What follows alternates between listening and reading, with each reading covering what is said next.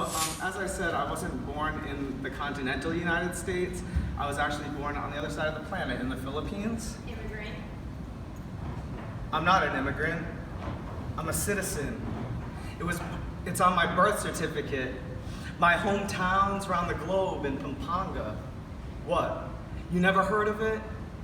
It's a little tiny speck on some islands called the Philippines. We were conquered by the Spanish, so I got a taste for rice and beans, but since you ask, I'm a citizen and there ain't no in between. But I also immigrated. So what does that mean?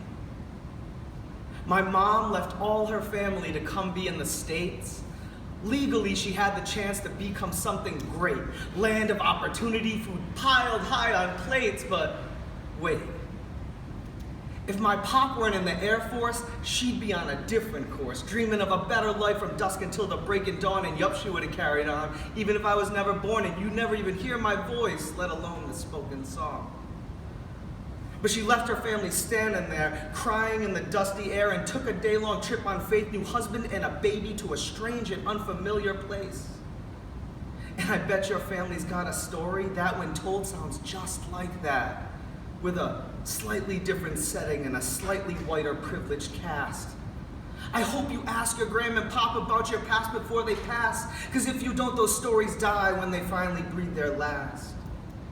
For the past 35 years, my mom's been grinding the gears, adapting to American hopes and fears, and even though she's adjusted well to this place, the only thing y'all see is her face. Because her complexion, it's darker than most. "Ooh, where's your mom from?" asks the innocent host.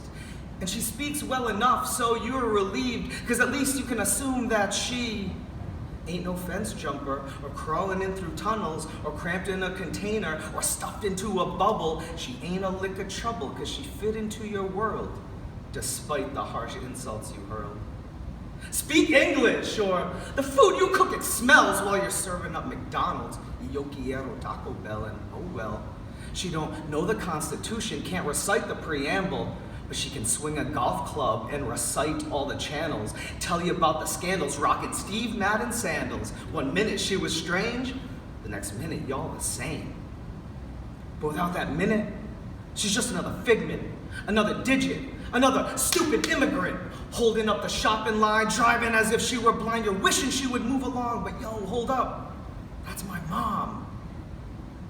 And if it's not my mom, it's someone's mama driving, someone's auntie out there grinding, someone's dad out there surviving. Where you from? Where you from? Go back where you belong. All day long. And really, you're just two animals, endowed with conscience and a soul, trying feebly to forget all the nonsense you've been told. From media heads who try to ignore that your ancestors came from some shore and arrived at this door feeling lonely, scared, and unsure. And whether or not they did it legally, you can bet it wasn't easy to adapt to an environment that didn't care how much they spent, how hard it was to pay the rent, while they tried their best to circumvent the racism that they'd accept so they could cash a weekly check.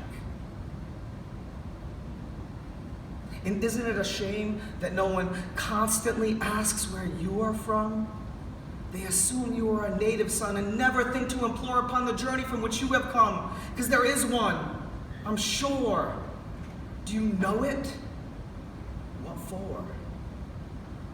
But there's something more important that we need to think upon. I don't ask where you're from. Don't constantly ask where I'm from. Quit pointing out the immigrants acting holy and all ignorant. I ain't Greek, Italian, or Mexican. The Portuguese are not my brethren. Not Indian, Puerto Rican, or from Japan. I'm Filipino, Irish, and a little English, man. And quite honestly, I don't know where all my kin have been, but neither do you. That's an inconvenient truth.